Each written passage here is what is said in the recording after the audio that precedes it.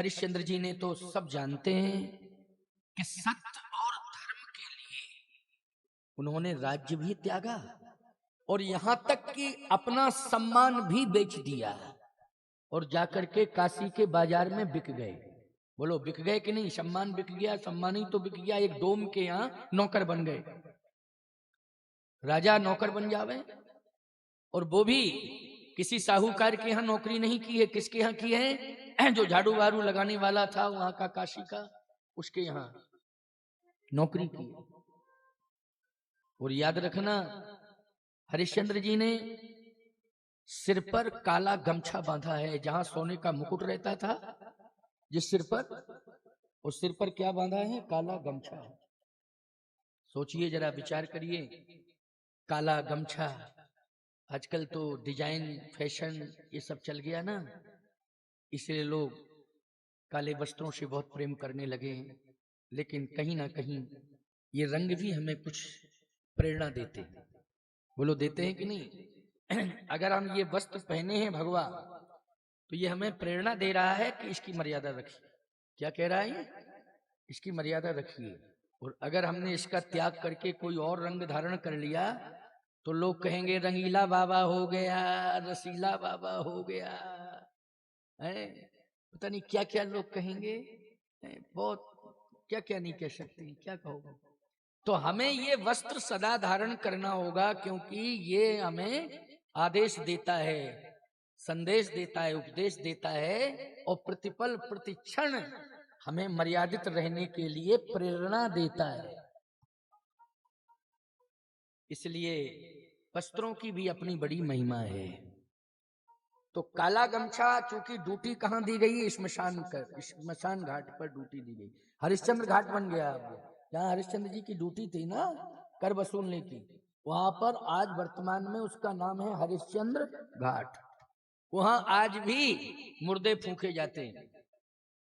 हरिश्चंद्र जी को कह दिया कि जाओ, ड्यूटी है कि जितने मुर्दे फूके जाएंगे उनका तुम पहले कर वसूलना, इसके बाद मुर्दा फूका जाएगा, इसके पहले नहीं। ये आदेश दिया है कालू डोम ने। हरिश्चंद्र जी ने सहज में स्वीकार कर लिया। ये अयोध्या के राजा की बात मैं बता रहा हूं आपको। नहीं तो याद रखना, काशी भी परम पवित्र नगरी है। काशी में भी राम जी जन्म ले सकते थे, और भी तमाम पुरियां हैं जिनमें भगवान अवतार ले सकते थे, लेकिन अयोध्यापुरी में क्यों ले रहे हैं? कहीं ना कहीं अयोध्या के इक्ष्वाकु वंश के राजाओं की देन है, उनका प्रभाव है कि प्रभु राम को अयोध्या में जन्म लेना पड़ रहा है। यहां तक सत्य ने परीक्षा ले ली, धर्म ने परीक्षा ले ली कि उनकी पत्नी तारा, पुत्र रोहित, वो भी जो है काशी के बाजार में बिक गया। चलिए, इतनी मर्यादा रही कि जिस घर में भगवत भक्ति होती थी उस भगवत भक्त के यहाँ उसे नौकरी मिली, हरिश्चंद्र की पत्नी को। समझ गए हो ना? और सेवा क्या दी गई? भगवान के लिए पुष्प लाना है, तुलसी लाना है। बहुत अच्छी सेवा मिली। क्यों मिली? कि तुलसी पुष्प ठाकुर जी के लिए समर्पित होकर के उनके सेवा में रहना है, भगवत सेवा करनी है। भगवान की सेवा का दायित्व सौंप दिया गया कि तुझे भगवान की सेवा करनी है। बहुत बढ़िया ड्यूटी मिली। लेकिन पति को, मानी हरिश्चंद्र जी को, ऐसी ड्यूटी मिली कि दिन रात स्मशान घाट पर रहना पड़ेगा और मुर्दों का कर वसूलना पड़ेगा।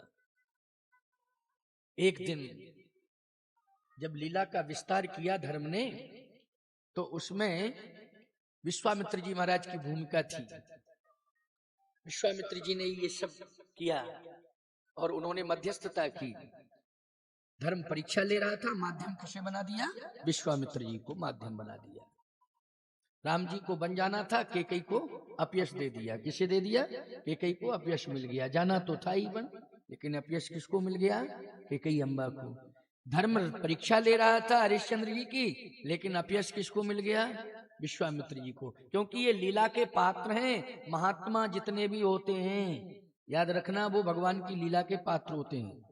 आपको एक बात बतावें, जिनको मुक्ति नहीं मिल जिनको मुक्ति मिल जाती है वो मुक्ति पद पर बैठने वाले भगवान के विशेष पार्षद बन जाते हैं। क्या बन जाते हैं? बैकुंठ के विशेष पार्षद बन जाते हैं। और याद रखना, भगवान जब अपनी लीला धरती पर करते हैं तो उन्हें महात्मा बना करके भेज देते हैं कि मेरी लीला का सहयोग करना, मेरे पार्षद हो। भगवान ये कार्य करते हैं। तो विश्वामित्र जी को कलंक लग गया। भगवान की इच्छा है तो विश्वामित्र जी ने ये भूमिका निभाई। क्यों विश्वामित्र जी की हम निंदा करें, ये काम गलत किया, ऐसे थे वैसे थे? ऐसा नहीं, भगवान ने कराया। किसने कराया? भगवान ने। क्योंकि हरिश्चंद्र जी की महिमा का मंडन करना था, हरिश्चंद्र जी का प्रभाव बढ़ाना था, हरिश्चंद्र जी को सत्यवादिता का प्रमाण पत्र देना था। क्योंकि सत्य का नाम आता है तो लिस्ट में पहला नाम किसका आता है? बोले सत्यवादियों में हरिश्चंद्र जी का आता है कि नहीं? गौ भक्ति में पहला नाम किसका आता है महाराज? दिलीप का आता है। अच्छा एक बात बताओ, मर्यादा में पहला नाम किसका आता है? प्रभु राम का आता है। मर्यादा पुरुषोत्तम, पहला नाम प्रभु राम का आता है। इसलिए अलग अलग विशेषताएं हैं ना। तो हरिश्चंद्र जी की विशेषता सत्य के साथ जुड़ गई कि ये सत्यवादी हैं। एक दिन रोहित को सर्प ने डस लिया। सर्प ने जैसे ही डसा तो बेहोश होकर के गिर पड़े। पूरे काशी में हल्ला हो गया कि हरिश्चंद्र जी के बेटे को तो सर्प ने डस लिया, सर्प ने डस लिया, सर्प ने डस लिया। उसके प्राण निकल गए, प्राण निकल गए, प्राण निकल गए। तारा ने सुना मेरा बेटा सर्प दंश से प्रभावित हो गया, उसके प्राण निकल गए, उसकी मृत्यु हो गई। दौड़ी दौड़ी आई, मूर्छित होकर के पुत्र के सामने गिर पड़ी। विश्वामित्र जी ने पूरे काशी में कह दिया कि कोई भी रोहित की शव यात्रा के साथ नहीं जाएगा, नहीं तो मेरा कोप भाजन बन जाएगा।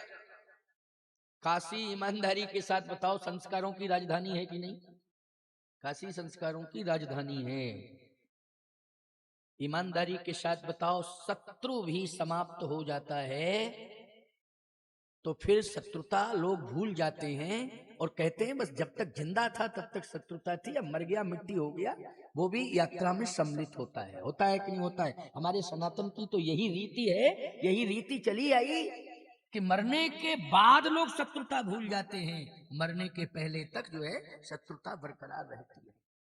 इसलिए शव यात्रा में जो आमने सामने गोलियां बरसाते हैं वो भी राम नाम सत्य है, राम नाम सत्य है, राम नाम सत्य है कह करके पीछे पीछे चलते हैं। लेकिन काशी में विश्वामित्र जी ने ढिलोरा पीट दिया है कि कोई भी व्यक्ति हरिश्चंद्र के बेटे रोहित की शव यात्रा में सम्मिलित नहीं होगा और कोई भी दुकानदार कफन नहीं देगा। अरे राम राम राम राम, क्यों भाई? बहुत बड़ी बात हो गई ना, कफन भी नहीं देगा कोई। अच्छा एक बात बताओ, वस्त्र की दुकान से ही कफन मिलता है कि नहीं मिलता? कहां से मिलता है? कोई कपड़ा बेचने वाला ही तो, क्यों भाई कि अलग से कोई कपड़ा बेचने वाला ही कोई ना कोई रखता है। अच्छा एक बात बताओ, जहां से जिस टाल से चूल्हे की लकड़ी खरीदी जाती है उसी टाल से अंतिम संस्कार के लिए लकड़ी ली जाती है। बोलो ली जाती है कि नहीं ली जाती? अब जरूर स्मशान पर लकड़ी की सुविधा कर दी गई। पहले क्या होता था? पहले तो जहां जिस लकड़ी का टाल होता था वहीं से चूल्हे के लिए लकड़ी खरीदी जा रही है, रोटी भोजन के लिए, वहीं से अंतिम संस्कार के लिए लकड़ी खरीदी जा रही है। जिस दुकान से पहनने वाले वस्त्र खरीदे जाते हैं उसी दुकान पर अंतिम संस्कार के निमित्त जो कफन होता है वहीं से आता है। लेकिन मना कर दिया विश्वामित्र जी ने। विश्वामित्र जी ने कह दिया कि कोई भी व्यक्ति काशी का कफन नहीं देगा, उपलब्ध नहीं कराएगा। यदि किसी ने कफन उपलब्ध कराया तो कोप भाजन बन जाएगा, मैं उसे श्राप दे दूंगा। अच्छा बोलो भैया ये कौन कहलवा रहा है? जल्दी बोलो। ऐसा तो कोई कहता ही नहीं है। जिंदा में भले ही कोई दुश्मनी बनावे, मरने के बाद साधारण व्यक्ति दुश्मनी भूल जाता है, तो बाबा विश्वामित्र तो दुश्मनी नहीं भूल रहा है क्या? मरने के बाद भी दुश्मनी निभाएगा नहीं। प्रभु की प्रेरणा, ये सत्य और धर्म प्रेरित कर रहा है कि परीक्षा लेना है ना। क्या परीक्षा लेना है? देखो सत्यवादी हरिश्चंद्र परीक्षा में खरे उतरते हैं कि नहीं, परीक्षा लेना है उसे। कोई नहीं गया। कफन लेके कौन जाएगा? जब विश्वामित्र जी ने कह दिया, कोई संस्कार में सम्मिलित नहीं हुआ। तारा मूर्छित होकर के गिर पड़ी। पुत्र पुत्र पुत्र पुत्र कह करके उसने पुत्र को उठा के हृदय से लगा लिया। कहने लगी, कोई काशी में अगर ऐसा हो, 4 व्यक्ति ही मिल जाए जो मेरे पुत्र को गंगा के तट तक ले जाए। 4 ही काशी में आ जाए, 4 ही निकल जाए। यदि काशी में कोई नहीं है तो अयोध्या सूचना पहुंचा दो कि अयोध्या से कोई आ जाए। कौन सुनेगा? कोई नहीं सुन रहा है, ये आवाज ही नहीं सुनना चाहता कोई। उसने कहा, मैं स्वयं ले जाऊंगी अपने पुत्र को और अंतिम संस्कार में अपने हाथ से करूंगी।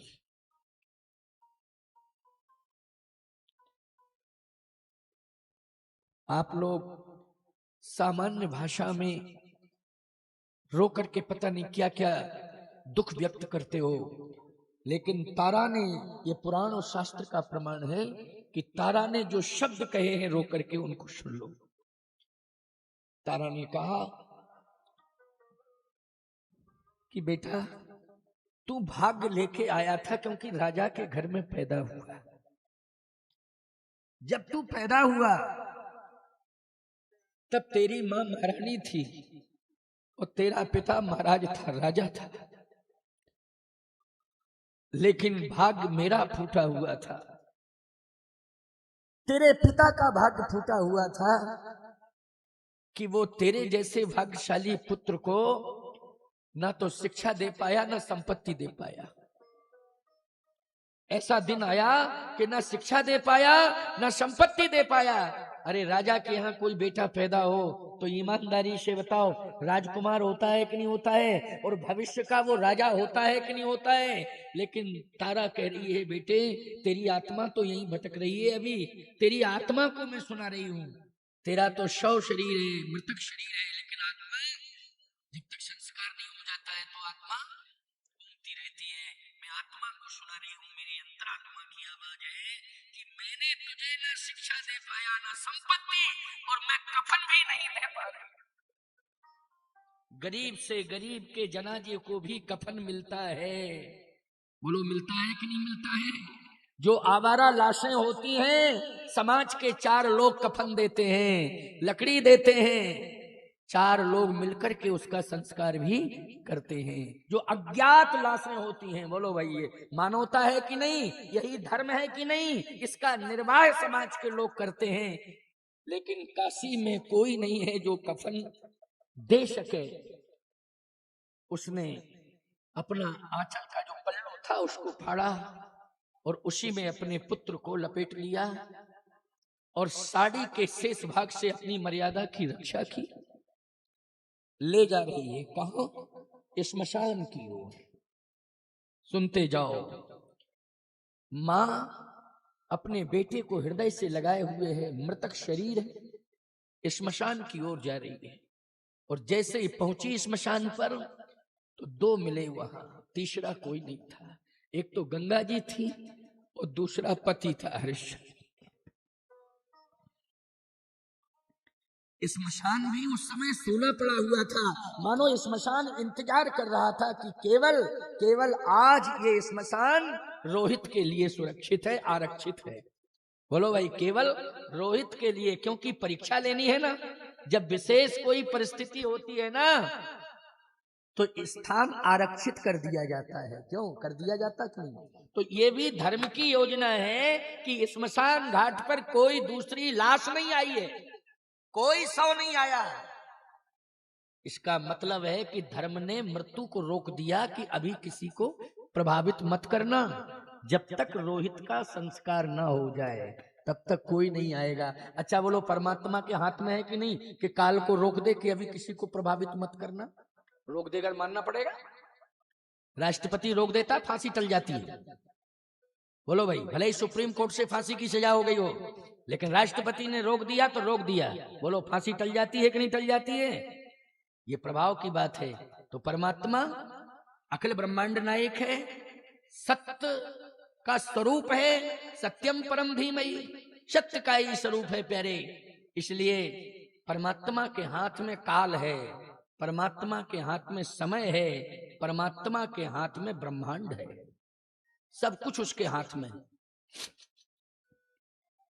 जैसे ही पूछी तो गंगा मैया से कह रही है कि गंगा मैया, मैं अभागिनी हूं और इस पुत्र को लेके आई हूं, मेरा पुत्र है और बिना कफन के ले आई हूं, कफन तक नसीब नहीं हुआ, लेकिन मैंने सच्चे मन से अगर सत्य धर्म को स्वीकार किया हो तो मेरे बेटे को मुक्ति दे देना। यह किसने कहा? हरिश्चंद्र की पत्नी ने। मुक्ति दे देना, मुक्ति। गंगा मैया प्रकट हो गई, क्योंकि वो तो डायरेक्ट क्षमता थी ना उन लोगों में, उन पात्रों में, बोलो क्षमता थी कि नहीं? ये सब प्रकट हो जाते थे। शंकर जी का स्मरण करें, शंकर जी प्रकट हो जाएं, गंगा जी का स्मरण करें, गंगा जी प्रकट हो जाएं। अच्छा, तुम लोगों में ताकत नहीं है कि गंगा जी में खूब स्नान करो और फिर कहो गंगा जी प्रकट हो जाओ?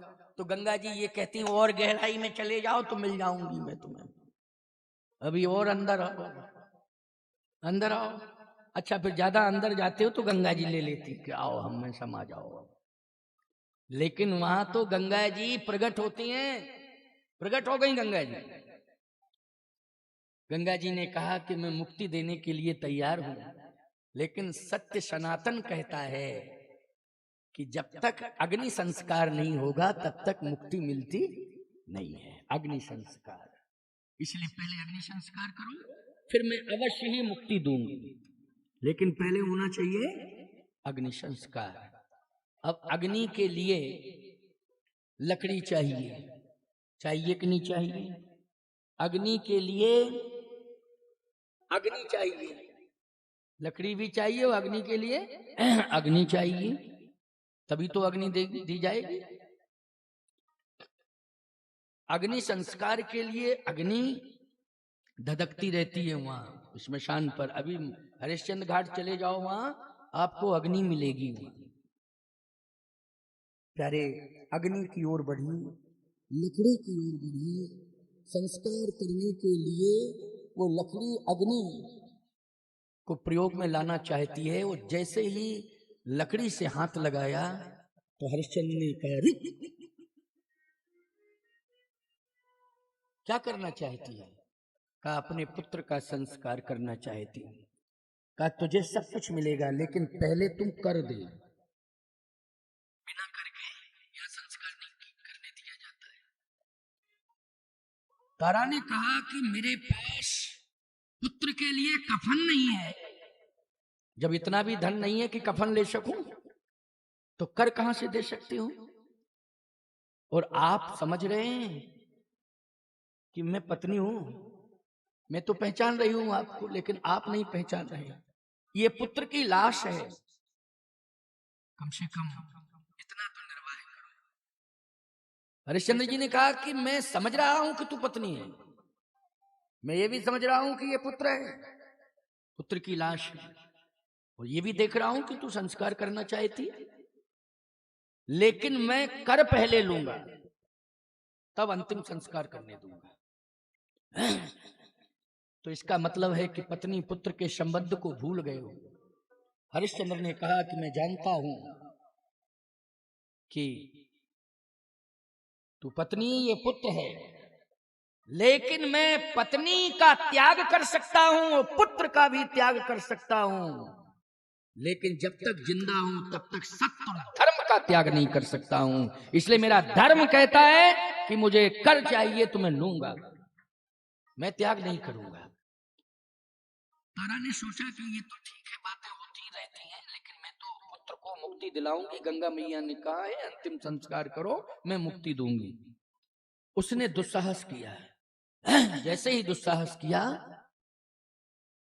तो हरिश्चंद्र जी हाथ में लाठी लिए थे, उन्होंने हाथ उठाया और लाठी से जैसे ही तारा पर वार करना चाहा, उसी समय सत्यनारायण भगवान ने हाथ पकड़ लिया। बस कर हरिश्चंद्र, तेरे सत्य की परीक्षा हो गई। बोलिए सत्यनारायण भगवान की जय। वहीं सत्यनारायण भगवान प्रकट हो गए, हाथ पकड़ लिया, बस कर, सत्य की परीक्षा हो चुकी है, आज से सारी दुनिया तुझे सत्यवादी हरिश्चंद्र कहेगी, तू सत्यवादी हो गया। और जैसे ही सत्यनारायण भगवान की दृष्टि रोहित पर पड़ी, तो बस दृष्टिपात होते ही प्राण वापस आ गए और खिलखिला करके हंस पड़ा और नाचने लगा रोहित। बोलो, जो बिगड़ गया था सब मिल गया कि नहीं मिल गया? और सत्यवादिता का प्रमाण पत्र भी काशी में मिल गया हरिश्चंद्र जी को।